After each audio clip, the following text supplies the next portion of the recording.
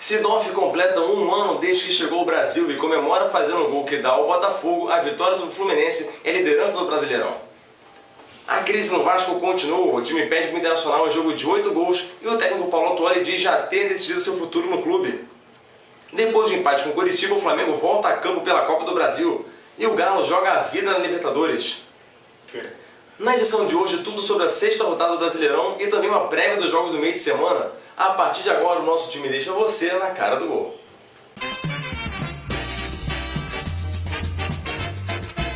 Brasil está vazio na tarde de domingo, né? Olha o sambão aqui, é o país do futebol. Fala, torcedor, seja muito bem-vindo a mais um Na Cara do Gol, com mais uma edição agora sobre o Brasileirão, que chega à sexta rodada, e para isso tenho ao meu lado Giovanni Sanfilippo, Diego Melo e André Toribio para falar do Brasileirão e também já prevendo aqui, esquentando os jogos do meio de semana pela Copa do Brasil. O Flamengo vai entrar em campo pela Copa do Brasil, tem Libertadores também, o Galo vai decidir sua vida na competição sul-americana, mas vamos começar falando do Brasileirão, mas pedindo antes o destaque de cada um de vocês, começando com você, Giovanni, destaque da semana. Destaque da semana vai para as torcidas cariocas fora do Rio de Janeiro. Mas de um modo bom como de um modo ruim, porque lá no jogo do Flamengo, a torcida apoiou e fez a diferença. Mané Garrincha, né, Brasil? Lá no Mané Garrincha, a torcida fez a diferença para o Flamengo de uma maneira positiva, mas no confronto entre Botafogo e Fluminense, a torcida deixou a desejar lá em Pernambuco. E aí, olha que é um clássico, hein? São duas torcidas fortes lá no Nordeste e não compareceram com o peso que a gente esperava. Exatamente. Diego, seu destaque de hoje? Meu destaque vai para a frase do Seedorf após o clássico contra o Fluminense. Ele saiu de campo falando da importância do grupo do Botafogo. Ele falou, abre aspas, o grupo decidiu o jogo. Eu acho que essa união do grupo, essa força, é um dos pontos fortes da equipe do Botafogo em 2013. Pois é, um trunfo para esse Brasileirão. André, seu destaque de hoje? O meu destaque da semana vai para o gramado horroroso do Mané Garrincha. O Rio de Janeiro não tem mais estádios, porque o Maracanã está sob a administração de uma empresa privada, que recebeu o Maracanã de mão beijada e cobra 60% da renda como o preço para deixar o clube jogar no Maracanã. Então nem o Flamengo, nem o Fluminense, nem o Botafogo quiseram jogar no Maracanã. O Flamengo fechou com o Mané Garrincha, vai jogar lá uns 6, 7 jogos. O Fluminense deve fechar também com o Mané com a Arena Pernambuco, o Botafogo também com o Mané Garrincha, enquanto não tem o Engenhão. E o Flamengo até podia mudar de federação, né, sair do Rio de Janeiro e ir para Brasília, pegando esse gancho, já que a Federação do Rio de Janeiro teve a cara de pau de pedir para o Flamengo pagar uma taxa para jogar fora do estado. E olha que cara de pau dos caras, imagina. E o Flamengo podia aproveitar e pedir para mudar de federação, jogar só em Brasília agora, porque acho que seria melhor para o Flamengo financeiramente, não é? Eu acho absurdo, primeiro, o Maracanã cobrar essa taxa dos clubes, agora que tem essa vantagem de não ter outro estádio concorrente. Eu achei uma grande coincidência que o Engenhão ficasse parado sem jogos quando a empresa recebesse o Maracanã de mão beijada. E o estádio Mané Garrincha, que o Flamengo fechou para jogar, não pode ter show. Ou tem show ou tem futebol. Quer ganhar dinheiro, mas ganha dinheiro com futebol. Porque é um absurdo o Flamengo jogar com gramado naquele estado. Então, a diretoria do Flamengo errou em aceitar jogar naquele gramado, naquele estádio que tem gramado precário, no caso dos shows. E a direção do Mané Garrincha também errou em aceitar um show, não foi conveniente com o Flamengo, que pagou para usar o estádio por um bom tempo e vai ter um gramado ruim para jogar os jogos. Pois é, agora é uma moda de arena multiuso que vai para um monte de coisa, um monte de eventos diferentes, e o futebol acaba às vezes sendo prejudicado por esses outros eventos extra-campo, né? Então tem que ser mais bem pensada essa questão de dar vários usos para um estádio. Mas vamos passar aqui para o Brasileirão então, falando dessa sexta rodada, que aconteceu nesse último fim de semana, começando pelo clássico Botafogo e Fluminense, não só da parte da torcida agora, mas também a parte de dentro de campo, né? O Seedorf faz um ano que ele chegou ao Brasil, né? Um ano da sua estreia, foi a apresentação no Botafogo, que ele se apresentou antes da partida contra o Bahia no Engenhão, no dia 7 de julho de 2012, e no 7 de julho de 2013 ele jogou contra o Fluminense e fez o gol da vitória do Botafogo. Comemorou bem ele, né? Comemorou bastante, ele sempre comemora daquele jeito. Não, essa data aí ele tirou logo o jogo para fazer acontecer novamente e devolver o Botafogo assim, trazer o Botafogo para a liderança da brasileira. O Botafogo é líder agora com um ponto de vantagem sobre o Coritiba, que empatou com o Flamengo. E o primeiro foi um jogo chato. Não foi do nível que a gente esperava, a gente até comentou que seria um grande jogo. O Fred jogou nada. No primeiro tempo, a equipe do Botafogo priorizou mais a defesa. O Fluminense tocava a bola, mas sem nenhuma objetividade. Tanto que o primeiro tempo teve uns 3 lances de perigo, só, eu acho. E o Jefferson foi o grande nome desse primeiro tempo, fechou o gol. E ao segundo tempo o Botafogo pareceu acordar, foi mais pra cima, o Vitinho começou a aparecer mais, o Sidorf apareceu mais, o Lodeiro também.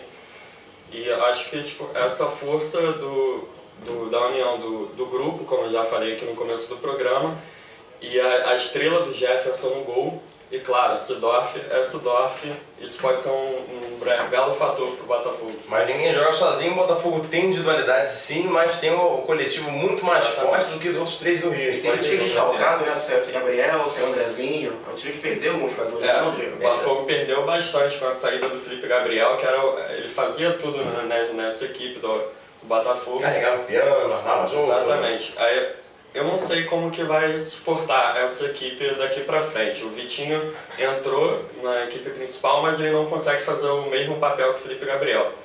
Muda bastante o esquema. Vamos ver no que vai dar isso aí. Queria aproveitar o gancho aí do Sidorf. Eu era um grande crítico contra a contratação do Sidorf, quando o Botafogo queria contratá-lo. O Botafogo já começou a gastar muito dinheiro, salário muito alto para o Sidorf. Eu achava que ele ia fazer como fez o Ronaldinho, o Adriano, começar a ir para a night. Queria saber só de aparecer fora do campo, na balada, e não dentro de campo. E ele se mostrou um jogador muito competente dentro de campo. Não é nem o tipo dele, né, de balada, nem nada. E fora de campo também, um excelente profissional, um excelente exemplo para os novos jogadores. Ele, no jogo, ele é bom com a bola e sem a bola. Ele com a bola organiza o jogo inteiro, e sem a bola ele organiza o time. Dá dicas, participa mais. Ajuda a das experiência, né? Exatamente. Grande ultração do Botafogo, grande craque Sidorf. Ainda mais agora que o Botafogo começou a voltar a formar jogadores da base. Tem o Dória, o Gabriel, o Jadson, que já foi vendido para a Itália. O Vitinho, o próprio Vitinho, o Sassá, Cidinho. Tem muito jogador da base, e essa presença do Sidorf é importantíssima para dar uma certa cabeça para esses jovens. Pois é, o Diego falou que a gente não sabe como é que vai ser, o Botafogo vai ser portado aqui pra frente sem Felipe Gabriel, sem jogadores importantes, mas sair de um clássico vitorioso, né, e como líder do Brasileirão, claro que é um grande começo. Mas agora, passando do calor pernambucano para o frio do sul, o Vasco, numa gelada Caxias do Sul, levou 5-3 de Internacional, um jogo complicadíssimo, que escancarou ali as limitações do Vascaíno, que pode até perder o técnico, né, André? Paulo Autuori aí já disse que decidiu seu futuro, mas ninguém sabe qual é ainda. É verdade, vai ser uma perda muito grande para o Vasco, perder o técnico Paulo Autuori, que na minha opinião se aproveitou do Vasco para se relançar no mercado nacional. Ele veio da Arábia, é muito difícil quando você vem do mercado árabe, do mundo árabe, você entrar num time grande do Brasil. Ele conseguiu entrar no Vasco, e agora que ele conseguiu entrar no Vasco com o tempo, voltou para o mercado, agora vai para São Paulo. Então eu acho que ele fez isso de propósito. Será que vai nele? Eu acho que vai sim. Se vier a proposta do São Paulo de verdade, ele vai com certeza acertar 2 vezes. O time do Vasco é muito ruim, é muito limitado. Ele sabe disso, sabia disso quando aceitou a proposta. Mas o Paulo Autuori tem mercado no futebol brasileiro. Sempre que tem alguma equipe grande com vaga, sempre lança o nome do Autuori. Mas será que no São Paulo? Que é um... São Paulo já treinou o São Paulo o São Paulo sempre fala nele, o Juvenal. Sempre fala nele, mas sempre pensa eu trouxe nem franco da última vez, né? Então eu acho que ele conseguiu no Vasco uma ponte para aparecer mais na mídia, né? Tá lá no mundo árabe, as pessoas esquecem um pouco. Quando ele vem pra cá, fica mais evidente ali o Paulo Autuori do Vasco. Bem, eu achei que foi isso. E sobre o jogo, eu acho que o Vasco demonstrou muita fragilidade defensiva da equipe, porque se tivesse um volante de qualidade que marcasse a entrada da área, não tomava 2 gols, que foi o gol do Rafael Moura e do Alessandro. A bola cruza ali no meio da área, não tem ninguém para tirar a bola ou para marcar o jogador que vem. Ninguém fazia isso. Então, se esses 2 gols não entram, talvez o Vasco conseguisse um empate, né? 3-3 ali. Uma goleada bizarra, o Vasco foi totalmente dominado pelo Inter. 2 gols de bola parada, de chute do Felipe Bastos, só sabe fazer isso, só sabe chutar pro gol. E um gol de bololô no meio da área, escanteio, sobrou ali, entrou, vale do Inter. Então é um time muito ruim, é um time muito precário e vai sofrer bastante no Brasileiro. Ao contrário do Flamengo, que é um time que você vê uma melhora, tá mudando para melhor. Jogou bem contra o Criciúma, contra o São Paulo no amistoso, agora contra o Curitiba. O Vasco está numa mudança para pior. Eu acho que o Vasco vai sofrer mais que o Flamengo no campeonato. Agora eu só vou discordar no 5x3 goleada. Goleada é 3 gols pra cima. 5x3 é um placar meio. Não é nem elástico, mas foram muitos gols dos dois lados. Então, lembrando que o Vasco é a equipe que mais sofreu gols ao lado do Atlético Paranaense e o Criciúma. Foram 13 gols sofridos. Parece Haiti, né? Saiu o Dedé. É, o Tahiti no Campeonato Brasileiro. Saiu o Dedé, complicou a situação do Vasco, mas vamos ver quem vai vir pra melhorar essa situação. Uma pergunta aqui, será que o Ney estava achando que estava jogando com a camisa do Inter? Talvez, né? Foi um golaço. Foi consciente aquela cabeça. Quase o centroavante, ele movimento certinho ali pra cabecear. Acho que a favor é difícil de fazer isso. Muito legal, a gente não faz isso. Mas já que falamos do Flamengo agora, vamos passar já virando um gancho aqui do André, falar de Flamengo e Curitiba. O Flamengo abriu 2x0, Curitiba foi um empate, era o então líder, né, na rodada anterior, mas com esse empate o Botafogo assumiu com a sua vitória a liderança e o Curitiba provou que tá na briga, né? Mas o Flamengo, assim, como o André falou, você vê essa melhora também, essa evolução do futebol do Flamengo? Olha, comparado com que o Flamengo começou o Campeonato Brasileiro, que empatou 0x0 com o Santos, sem conseguir criar, dependendo muito do Hernani, que já não é um craque capaz de levar o Flamengo nas costas. O Flamengo evoluiu sim, mas a gente viu que foi um Flamengo no primeiro tempo e um Flamengo completamente diferente no segundo tempo. Que abriu 2x0 na primeira etapa e na segunda perdeu de 2x0, pode-se dizer assim.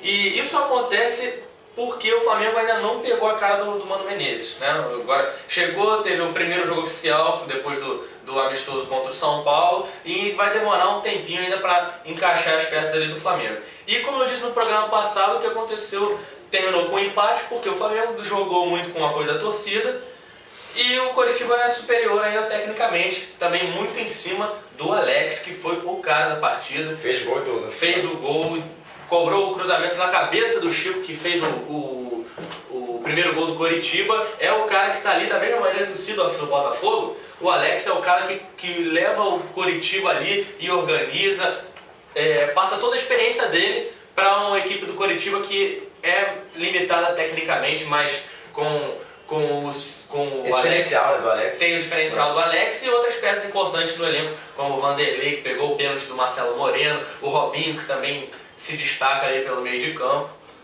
Eu só acho que o Coritiba no ataque sempre teve um bom time, foi 2 vezes vice-campeão da Copa do Brasil e precisava de talvez um craque para guiar o time. E chegou esse craque, né? Chegou de mão beijada o Alex, veio aí de graça para o Coritiba e o Coritiba está aí fazendo a diferença, sendo líder do campeonato, talvez brigue pelo título, pela Libertadores. E eu só queria lembrar que o Flamengo jogou muito melhor do que o Coritiba. O Flamengo, na minha opinião, dominou o Coritiba e o Coritiba conseguiu um gol de bola parada na falha de defesa do Flamengo e outro gol que foi chutaço do Alex. Eu acho que o Flamengo dominou o jogo inteiro, perdeu várias chances. O João Paulo, o Vanderlei pegou aquela bola, teve outra do Elias, se não me engano, o Gabriel também quase fez o gol. Então o Flamengo teve várias chances e aproveitou poucas. O Coritiba teve 3 e fez 2 delas.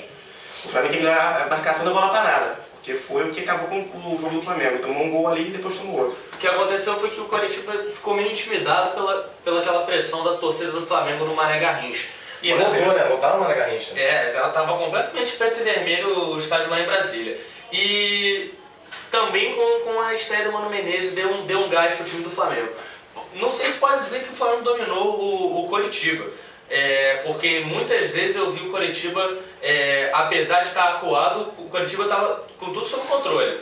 E aí, justamente quando chegou no ataque, o Coritiba aproveitou essas oportunidades que o Flamengo não fez, que o Flamengo não está sabendo fazer, e isso acaba fazendo com que o Flamengo tenha uma partida com a vitória de mão beijada e entregue o empate para o adversário. Bom, falando de Flamengo, agora o time volta a campo pela Copa do Brasil contra o Asa lá em Alagoas, né, André? Agora hora de mudar o foco, né? O Botafogo já jogou para o Brasil semana passada contra o Figueirense, venceu por 1x0, agora é a vez do Flamengo entrar em campo. Jogo perigoso o Flamengo, hein? Jogar contra o Asa, que até que não é um time bobo, e o Flamengo tem a obrigação de vencer, enquanto o Asa tem a obrigação de... não tem obrigação nenhuma, né? Só porque do papel dele de jogar no Flamengo. Então, jogo difícil para o Flamengo, um bom teste para o Flamengo, para ver se o Flamengo realmente está jogando bem ou não, como vai se comportar com a defesa fechada. E o Asa foi um adversário terreno do Flamengo em 2006, o ano que ele foi campeão. O Flamengo jogou contra o Asa em Arapiraca, foi 1x1, e no Maracanã foi 2x1 com o gol salvador do Peralta. O Asa abriu o placar, o Flamengo virou com um gol de falta do Peralta, aquele uruguaio que jogou pouco no Flamengo, ganhava muito, enfim. Talvez um dos jogos mais importantes da Copa do Brasil e um dos jogos mais importantes daquela campanha campeã do Flamengo em 2006. Eu acho que vai ser um desafio duro pro Flamengo e espero que possa vencer e ir pro segundo competição. E tomara que o Mano Menezes consiga acertar o time, né? Uma vitória talvez contra o Asa, de 3-0. Pelo menos uma motivação, mas, né? Façam eles acreditarem, porque já estão na conta de relaxamento, já está com a pressão em cima, né? O Mano começava a ler com a pressão. Então é ruim. Essa vitória alivia um pouco a pressão sobre o Flamengo. Eu acho que o Flamengo pode conseguir esse resultado, assim, um resultado elástico para conseguir uma boa vantagem pro jogo de volta, 3-0, 3-1, enfim, acho que o Flamengo consegue, justamente por causa também do apoio da torcida. Eu acho que apoio da torcida é uma coisa assim imprescindível para o time conseguir um bom resultado, da mesma maneira que foi no Mané Garrincha. Acho que pode repetir essa ajuda do 12º jogador lá em Alagoas. Mesmo lá fora vai estar em maior número que a do Asa. Com certeza. Agora, meio de semana tem Copa do Brasil, mas tem também a Libertadores que chega no seu momento decisivo, semifinais, jogo da volta. Agora o Galo pega o Newell's, precisando se desdobrar em campo na Independência para poder conseguir passar para a final. Agora complicou pro Galo, hein, gente? Não diria muito isso não. Também acho que não complicou não. Caiu no osso, tá morto então. Caiu no osso, tá morto, mas mais ou menos. A equipe do Newell's é uma boa equipe, foi vice-campeã argentina esse ano. Tem os craques da Max, né? Tem o Escuco, que estava sendo pretendido pelo São Paulo, só que quiseram vender por muito, o São Paulo saiu fora. É bom lembrar que o Atlético precisa vencer por 3 gols de diferença, e na fase de grupo eles venceram o São Paulo por 5-2 e o Arsenal de Sarandi por 4-1.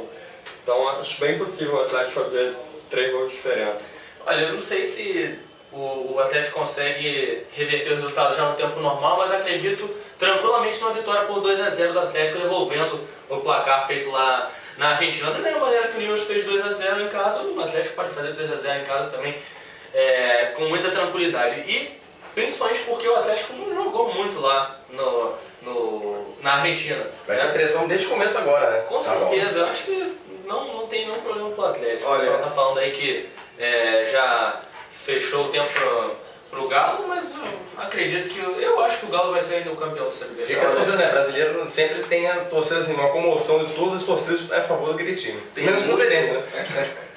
Tem muito torcedor do Galo dizendo que difícil é o vídeo bem aquele pênalti.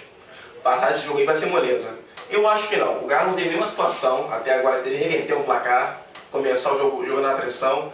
E se você analisar os dados, como fez aí o Diego, que ganhou já 2 vezes por 3 gols de diferença, do São Paulo e do próprio Arsenal de Sarandi, é até fácil você achar que o Galo possa vencer esse jogo e passar tranquilamente. Mas eu acho que eu vejo o Galo joga bem tem muito tempo. A última vez que o Galo jogou bem foi contra quem? O São Paulo? Contra o Tijuana, passou um perrengue, jogou muito mal dentro da Independência, quase perdeu pro Tijuana em casa, deu a sorte de pegar o pênalti no final. E um time que, como não joga bem, já tem essa pressão e depois toma um gol no começo, um gol do Max, dos cocos de falta. Um gol do Newell's. Vai complicar muito a situação do Galo. E é um time sem experiência internacional. Eu acho que é uma situação muito complicada pro Galo, é um desafio bem ferrenho pro Galo. Mas se passar, chega com a moral em alta pra final. É verdade. O problema é esse, se passar, eu acho assim muito difícil passar, o Galo passar. E se eu tivesse que apostar em alguém, eu apostaria no Newell's. Mas vai ter um palpitão nosso que já cada um vai poder fazer suas apostas aqui, mas antes disso é hora de Diego. É bom lembrar que o Ronaldinho, ao sair do campo no último jogo, ele falou que esse jogo de quarta-feira é o jogo do ano pro Atlético Mineiro, então eles vêm com tudo. Também acho, com certeza é o jogo do ano e se perder vai ter uma frustração enorme por ter avançado, chegado tão longe e cair, mas se ganhar vai chegar com falar muito que é Atlético Mineiro e Cuca junto nunca dá certo. Vai ter essa história. Mas se passar vai ser uma moral redobrada para a final. Mas antes do palpitão, vamos passar aqui para nota 10 e nota 0, é hora de eleger então o destaque positivo e negativo de cada um dos nossos setoristas, nossos comentaristas, o destaque positivo e negativo dessa semana. Nota 10, senhor Diego, vai pra quem? Minha nota 10 vai pro Alex, jogador meio de campo do Curitiba, comandante dessa equipe do Paraná, mesmo com 35 anos. E minha nota 0 vai pro gramado do Mané Garrincha, que estava desagradável. A gente está de Copa de Federações, Copa do Mundo, tem que se adequar. Cadê o padrão FIFA pro gramado também, né? Tem que pensar nisso, tem razão. Giovanni, nota 10 sua, pra quem? Minha nota 10 vai pra galera do Santos, os garotos lá da Vila, novos meninos da Vila, que conseguiram uma vitória, eu diria até surpreendente, sobre o São Paulo. Tá certo que o tricolor tá meio assim, meio capenga, meio mais ou menos, mas eu ainda apostava no São Paulo, no Morumbi. Nesse duelo contra o Santos, ainda mais no Morumbi. Santos sem nenhuma grande estrela, mas aí apareceu justamente o Montijo para comandar lá a turma do Santos. E conseguiu uma boa vitória. Uma boa vitória, na minha opinião, surpreendente. Agora, só tentando adivinhar aqui sua nota zero, vai pra frase do Giva que falou assim: quem tem estrela brilha sempre, fez o gol, chegou agora profissional, quem tem estrela brilha sempre. Sua nota zero é essa ou não? Não, dessa vez. Poderia ser, mas não é. Poderia ser, mas tá não certo. É. Minha nota zero vai para o palhaço que invadiu o campo do Botafogo e Fluminense e foi lá para beijar o pé do Fred, tirar uma foto do Fred, e ainda saiu andando na boca como se não tivesse acontecido nada, como se fosse o direito dele ter feito isso só por ter comprado o ingresso. Quer dizer, são uma das coisas que esses estádios novos, padrão FIFA, padrão FIFA de invasão de gramado, que facilita completamente. O brasileiro precisa saber usar esses estádios com um mínimo de consciência, mínimo de sabedoria. Porque imagina se todo mundo resolve invadir o campo para beijar o pé do seu ídolo, né? Não vai ter jogo nunca mais. A pergunta que fica é, se fosse uma mulher, será que o Fred levaria ela para casa? Rapaz, aí é uma boa pergunta. Tem razão. Pedir a substituição ali na hora. Decidiu o pé, opa! André, nota 10 sua pra quem? Então, a nota 10 é o bandeirinha do jogo Flamengo-Curitiba, que num lance de pênalti, que eu até acho que não foi pênalti, ele avisou o árbitro que houve a irregularidade, então o árbitro voltou atrás e marcou o pênalti Marcelo Moreno. Eu acho que isso é importante, porque... Chamou a responsabilidade. Sim, e eu lembro claramente de um Flamengo e Fortaleza, que o Obina foi claramente derrubado na área e o juiz não viu. Ele não tinha como ver o lance. Foi longe, hein? E o bandeirinha viu o lance. Foi longe. Buscou longe. O bandeirinha viu e não podia fazer nada. Então eu acho legal, é importante que o bandeirinha possa sinalizar para o juiz que houve a irregularidade. Nesse caso não houve. Mas eu acho legal que ele pôde participar do lance. Para isso existe a comunicação entre eles, né? Para isso então o cara não se omitir, realmente volta atrás, não é erro nenhum. Pelo contrário, você é uma evolução do futebol. Exatamente. A minha nota 0 vai para o palhaço, que jogou uma copa de cerveja no jogo do Curitiba. Não acertou, foi para o gramado e, acertadamente, os seguranças e os próprios torcedores apontaram quem era o delinquente. O infrator, né? Seguraram o cara e tiraram ele do estádio. Então nota 0 para ele, uma atitude totalmente irresponsável, antidesportiva e depressível. Então, parabéns os seguranças que tiraram ele do estádio e nota 0 para ele. Pois é, tem que ter educação para poder usar estádio novo. Se o povo quer estádio novo, quer estádio moderno, tem que ter educação no mesmo nível, tem que ser proporcional. Tem que ter torcedor padrão FIFA também. Torcedor padrão FIFA, essa expressão tá pegando mesmo. Pessoal, agora é a hora do palpitão, começando pela Copa do Brasil, começando com o Flamengo e Asa. Giovanni, palpite seu para Flamengo e Asa. 3-1 Flamengo, mesmo jogando fora de casa. Pois é, bom resultado do jogo de volta. Diego?